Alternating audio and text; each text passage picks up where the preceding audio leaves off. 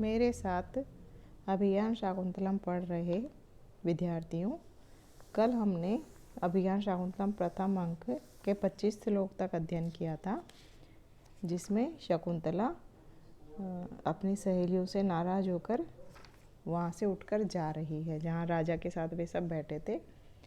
उसके बाद में प्रियंवदा कहती है शकुंतलाम निरुद्ध्य, शकुंतला को रोककर। शकुंतला उठकर जाने लगती है तो उसे रोककर प्रियंवदा कह रही है हला न ते युक्तम गंतुम, तुम्हारा जाना उचित नहीं है।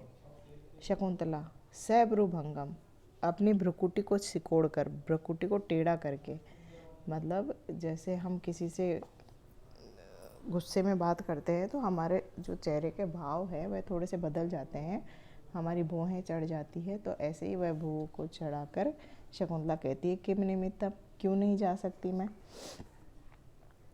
प्रियंवदा कहती है वृक्ष सेचने द्वे धार्यसी में, वृक्ष सेचन के 2 उधार तुम पर हैं मेरे। मतलब वृक्ष सेचन का कार्य कर रहे थे वे लोग, तो आपस में उन्होंने ऐसा कुछ तय किया होगा कि तुम मेरे 2 वृक्षों को पानी दे दो तो मैं तुम्हारे 2 वृक्षों को पानी दे दूंगी। तो ऐसे 2 तुम्हारे ऊपर ऋण मेरे बाकी हैं, एही तावत, इसीलिए तुम नहीं जा सकती। आत्मानम मोचित्वा ततो गमिष्यसि, पहले अपने आप को छुड़ा लो, मतलब कि मेरा कार्य कर दो, उसके बाद तुम जा सकती हो। इति बलादेनाम निवर्तयति, इस प्रकार उसको बलपूर्वक वापस लौटा कर लाती है। राजा कह रहा है भद्रे वृक्ष सेचनाद एव परिश्रांता अत्र भवतीम लक्ष्ये, कि ये भवती, ये शकुंतला वृक्ष सेचन के कार्य से अत्यधिक थक गई ऐसा प्रतीत हो रहा है। तथा ही अश्य, क्योंकि इसके संस्था असौ अतिमात्र लोहित तलौ बाहु घटोत्क्षेपणात् अद्यापि स्तनवैपुथम जनयति श्वास है प्रमाणाधिक है। शस्त्रम कर्णशिरोशरोधी वदने धर्माम्बसाम्ब जालकम बंदे संश्रीणी च एक हस्तयामिता पर्याकुल मूर्धजा। शकुंतला की थकान को देखकर राजा उस थकान के बारे में वर्णन कर रहा है कि थक जाने के कारण शकुंतला कैसी दिखाई पड़ रही है। कि संस्था असौ, झुके हुए कंधों वाले, असौ यानी कंधे, झुके हुए कंधों वाले, और अति मात्र लोहित तलव, अत्यधिक लाल हथेलियों वाले बाहु, भुजाएं हो गई है, इसके हाथ जो हैं वो झुके हुए कंधों वाली और अत्यधिक लाल हथेलियों वाले हो गए हैं। घटोत्क्षेपणाद, घड़ों को उठाने के कारण, घड़ों को उठाने से इसकी हथेलियाँ लाल हो गई है और कंधे झुक गए हैं, ऐसे तो इसके हाथ हो गए हैं। अद्यापि स्तेन वैपुथम जनयति, अभी भी इसके वक्ष में कंपन उत्पन्न कर रहा है। श्वास प्रमाणाधिक है, प्रमाण से अधिक आने वाला श्वास अभी भी इसके वक्ष पे कंपन पैदा कर रहा है, मतलब ये हाँफ रही है अभी भी। सस्तम कर्ण शिरीष रोधी वदने गर्माम्बसाम्ब जालकम, गर्माम्बसाम यानी पसीने की बूंदों का, जालकम यानी जाल, पसीने की बूंदों का जाल जो है वदने, इसके मुख पर बह रहा है। श्रस्तम बह रहा है, कैसा? कर्ण शिरीष रोधी, कान में पहने हुए शिरीष फूल को रोकने वाला, मतलब कान में जो शिरीष का फूल पहना हुआ है वो हिल नहीं रहा है, पसीने से चिपक गया है इसके गाल पे, इतना पसीना इसके गालों पर बह रहा है। बंदे संस्त्रीणी च एक हस्तयामिता पर्याकुला मूर्धजा, और इसके जो केस हैं वो फैल गए हैं, जिनको बंद के, क्यों फैल गए हैं? कि बंदे संस्त्रीणी, जो पाश है इसका वह ढीला पड़ गया है, इस कारण से इसके बाल बिखर गए हैं, जिनको इसने एक हस्तयामिता, एक हाथों में पकड़ रखा है, समेट रखा है। तो ऐसी ये शकुंतला थकी हुई सी लग रही है। यद एनम अनिर्णाम करोमि, तो मैं इसे, यद अहम अनिर्णाम करोमि, मैं इसे उऋण कर देता हूँ, इसे ऋण मुक्त कर देता हूँ। इति अंगुलियम दातुम इच्छति, और इस प्रकार वह अपनी अंगूठी देने की इच्छा करता है, अंगूठी देना चाहता है प्रियंवदा को। उभे, उभे कौन? प्रियंवदा और शकुंतला दोनों। नाम मुद्रा अक्षराणी अनुवाच्य है परस्पर अवलोकियत, कि दोनों उस अंगूठी पर छपे हुए नाम को पढ़कर एक दूसरे को देखती हैं। अंगूठी राजा ने पहन रखी है तो उस पर निसंदेह राजा का नाम होगा, दुष्यंत का नाम होगा। तो वह उस अंगूठी पर दुष्यंत नाम पढ़कर एक दूसरे की तरफ देखने लगती हैं। तभी राजा बोलता है, अलम अस्मान अन्यथा संभावे, मुझे अन्य मत समझो, मुझे कुछ कोई और मत समझो। राज्ञ परिग्रहो अयम, यह तो राजा का परिग्रह है, मतलब राजा ने खुश होकर मुझे ये अंगूठी दान में दी थी। इति राजपुरुषम माम अवगच्छत, इसलिए मुझे राजा का आदमी ही समझो, मुझे राजपुरुष ही समझो। मैं राजा नहीं, राजपुरुष हूँ, राजा का आदमी हूँ।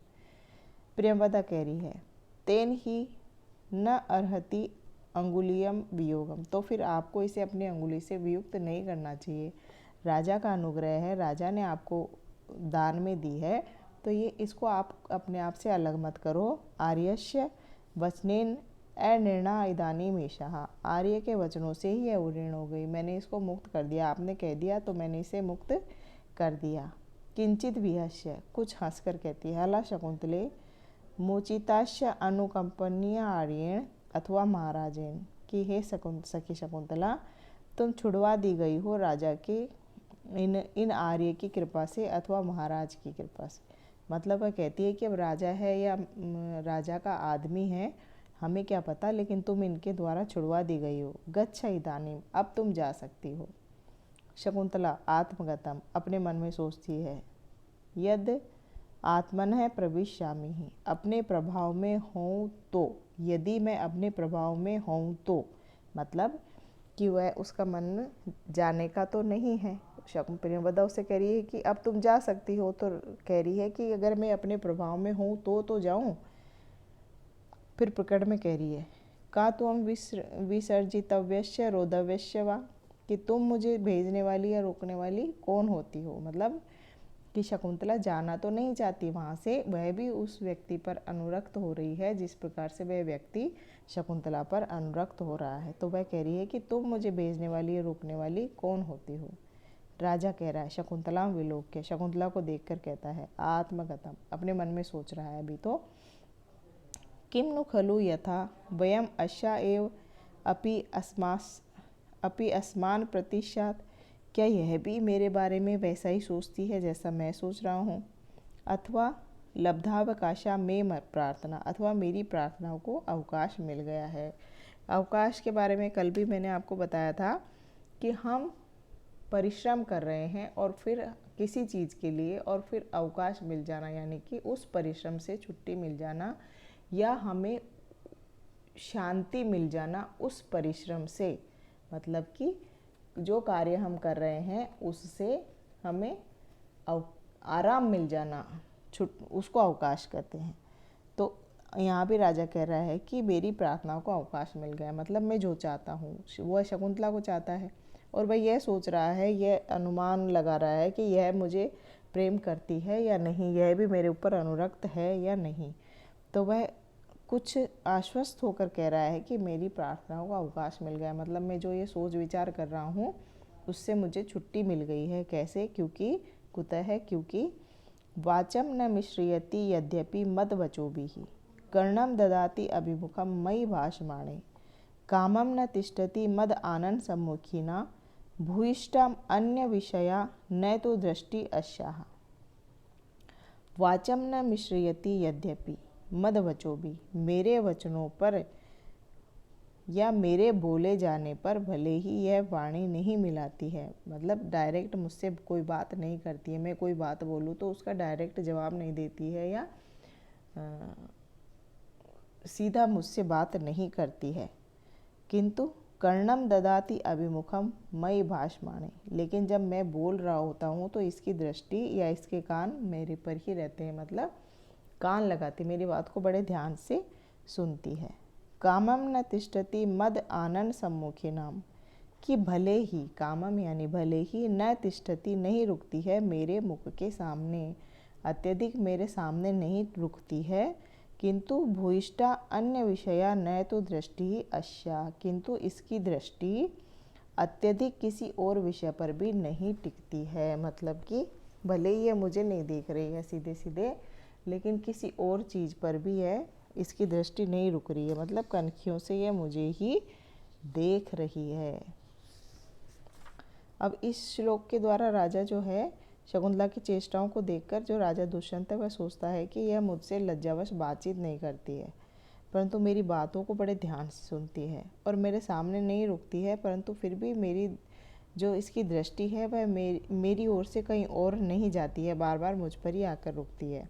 तो इस प्रकार की चेष्टाओं से ज्ञात होता है कि यह मुझ पर उसी प्रकार अनुरक्त है जैसे कि मैं इस पर अनुरक्त हूँ।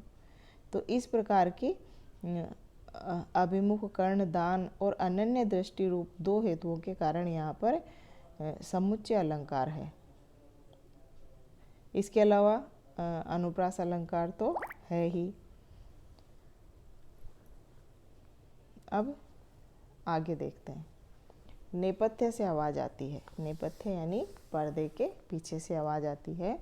भो भो तपस्विन है सन्निहितः तपोवन सत्व रक्षाए भवतः, कि सभी लोग हे तपस्वियों तपोवन की रक्षा या प्राणियों की रक्षा के लिए, तपोवन सत्वर रक्षाए, तपोवन के प्राणियों की रक्षा के लिए सब लोग इकट्ठे हो जाओ।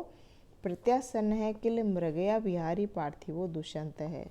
मृगया विहारी यानी कि शिकार के लिए निकला हुआ राजा पास में ही है। राजा दुष्यंत जो है वह हमारे आश्रम के आसपास ही है। कैसे है उसका वर्णन कर रहे हैं कि तुरग खुर हत है तथा ही रेणु विटप विषक्त जलार्ध वल्कलेशु पतति परिणत आरुण प्रकाश है शलभ समूह इव आश्रम द्रुमेशु। क्योंकि बता रहे हैं क्योंकि तुरग खुर हता, घोड़ों के खुरों से उड़ाई गई रेणु यानी धूल, विटप विषक्त जलार्ध वल्कलेशु उन वृक्ष की शाखाओं पर गिर रही है जहाँ पर जल से गीले वल्कल वस्त्र सूखे हुए हैं। जल से गीले वल्कल वस्त्रों पर जो कि वृक्षों की शाखाओं पर सूखे हुए हैं ऐसे उन पर गिर रही है। पतती गिर रही है, परिणत अरुण प्रकाश है, संध्या के सूर्य के प्रकाश जैसी शलभ समूह, शलभ समूह यानी टिड्डी दल के समान आश्रम द्रुमेशु आश्रम के वृक्षों पर। तो इसका सीधा अर्थ क्या है कि घोड़ों के खुरों से उड़ाई गई और अस्त होते हुए, परिणत अरुण प्रकाश है, अस्त होते हुए सूर्य की कांति के समान लाल लाल चमक वाली धूल जो है, रेणु यानी धूल, वह टिड्डियों के समान, शलभ समूह इव टिड्डियों के समान आश्रम के वृक्षों पर गिर रही है। कैसे आश्रम के वृक्ष? जिनकी टहनियों पर जल से गीले वस्त्र सूखे हुए हैं ऋषियों मुनियों के। तो इतने सारे घोड़े आए हैं तो राजा जो है, राजा की सेना वह हमारे आसपास ही आ गई है। अपीच है और भी, और दूसरी बात और बता रहे हैं। पहले हम इसी श्लोक के बारे में लेकिन पूरा पढ़ लेते हैं कि सबसे पहले तो इसमें नेपथ्य कहा गया है। अब नेपथ्य इसलिए कहा गया है क्योंकि इतने सारे घोड़े और उन घोड़ों के खुरों से उड़ाई गई धूल और आश्रम के वृक्ष और उन पर गीले वस्त्र सूखे हुए, ये सब मंच पर नहीं दिखा सकते, तो इसलिए ये सब नेपथ्य से ही इन सब की सूचना दे दी गई है। अब यहाँ पर एक शलभ समूह शब्द का प्रयोग किया गया है। तो शलभ समूह की जो साम्यता है वह, उससे कवि का तात्पर्य ये है कि जिस प्रकार जो शलभ समूह टिड्डियों का दल है वह कृषि के लिए हानिकारक है, उसी प्रकार इतने सारे घोड़े और उन घोड़ों से उड़ाई गई जो धूल है, अंधकार है, वह भी आश्रम के कार्यों के लिए हानिकारक है या आश्रम के लिए उपद्रव सूचक है।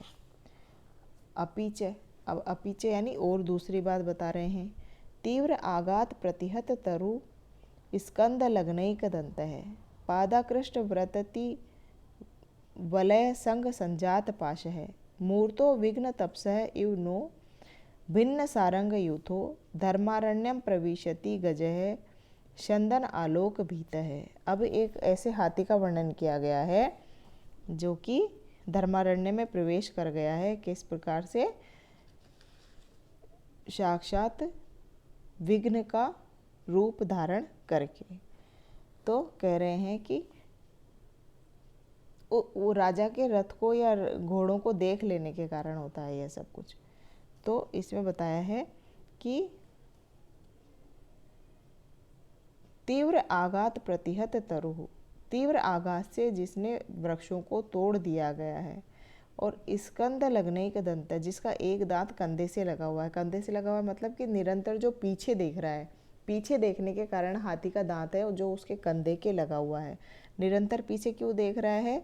क्योंकि उसने अपने पीछे आते हुए शंदन यानी रथ को देख लिया है, तो इसलिए उसका दांत जो है वह कंधे के ही लगा हुआ है, निरंतर वो पीछे देख रहा है। पादाकृष्ट व्रतति वलय संग संजात पाश है, और इधर उधर भागने के कारण उसके पैरों से खींची हुई लताएं उसी के पैरों का पाश बन गई है। वह भाग रहा है तो जो लताएं हैं जो उसके राह में आई हैं वे सारी टूट टूट कर उसी के पैरों में लिपट गई हैं, उनका पाश बन गई है। मूर्तो विघ्न तपस है इव नो भिन्न सारंग यो, तो जिसने सारंग यानी हिरणों के झुंडों को छिन्न भिन्न कर दिया है, ऐसा तपस्या के विघ्न साक्षात मूर्ति बनकर, विघ्न की मूर्ति बनकर धर्मारण्य प्रविशति गजय है, धर्मारण्य में प्रवेश कर रहा है हाथी। शंदन आलोक भीत है, शंदन यानी रथ को, आलोक यानी देखने के कारण डरा हुआ। रथ को देखने से डरा हुआ हाथी तीव्र प्रहार से वृक्षों को तोड़ दिया है जिसने, जिसका एक दांत कंधे से लगा हुआ है, और पैरों द्वारा खींची गई लताओं का समूह लिपट जाने से उसी के पैरों का पाश बन गया है, और जिसने मृगों के झुंड को तितर बितर कर दिया है। ऐसा हाथी तपस्या के लिए शरीरधारी विघ्न के समान बन गया है और तपोवन में प्रवेश कर रहा है। सर्वाः कर्णम दत्वा किंचिदेव संभ्रांता, सभी इस बात को सुनकर कुछ घबरा जाती हैं।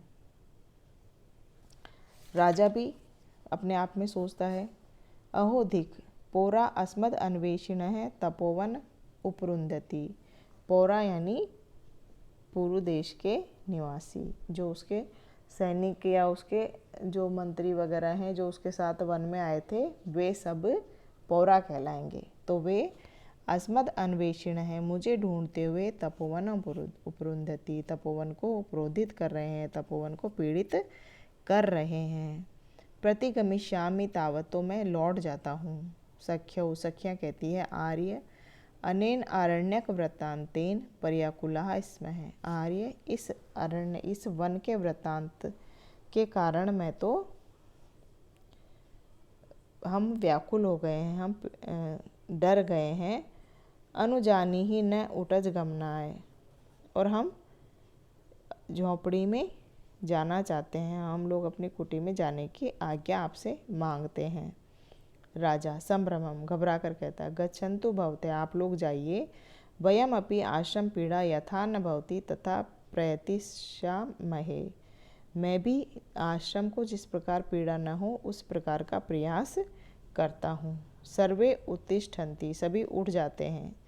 सख्यौ, दोनों सखियाँ कहती है, आर्य असंभवा अतिथि सत्काराम भूयो अपि प्रेक्षण निमित्तम लज्जामहे आर्य विज्ञापयतुम, कि आर्य हम आपका अतिथि सत्कार तो अधिक नहीं कर पाए, ऐसे में पुनः आपको देखने की,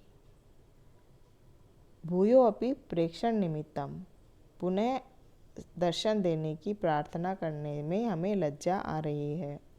राजा कह रहा है, माम एवं, ऐसा नहीं है, ऐसा मत कहिए।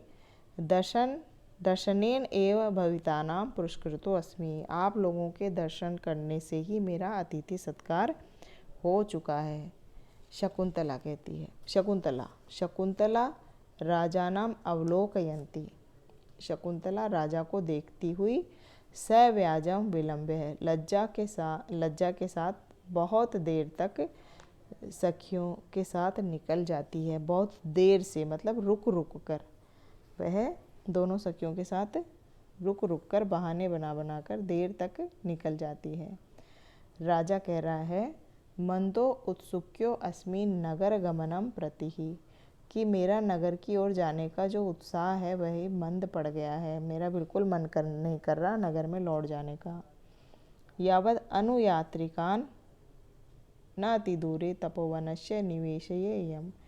तो अनुयायियों को यानी सैनिकों से मिलकर तपोवन के पास ही, न अति दूरे यानी पास ही पड़ाव डाल देता हूँ या रुक जाता हूँ। न खलु शक्नोमि शकुंतला व्यापार आत्मनम निवर्तयितुम, कि शकुंतला के प्रति जो मेरी आसक्ति है, जो व्यापार प्रेम व्यापार है, उसको उससे आत्मनम अपने आप को निवर्तयितुम लौटा लेने के लिए न शक्नोमि में समर्थ नहीं हूँ। शकुंतला के प्रति जो मेरा प्रेम हो रहा है उसको मैं वापस लौटा लेने में समर्थ नहीं हूँ। मम ही मेरे साथ क्या हो रहा है, गच्छति पुरः शरीरम धावति पश्चात असंतुतम चेतः,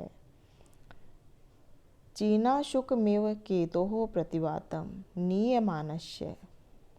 गच्छति पुरः शरीरम धावति, कि शरीर जो है वह आगे भाग रहा है, आगे जा रहा है, गच्छति पुरः शरीरम, शरीर आगे चल रहा है, और धावति पश्चात असंतुतम चेता है, लेकिन अपरिचित सा मन जो है वह पीछे भाग रहा है। शरीर चल रहा है और मन भाग रहा है, मतलब मन शरीर की गति से भी तेज गति से पीछे भाग रहा है। उसके लिए भागने का प्रयोग किया गया है और शरीर के लिए चलने का।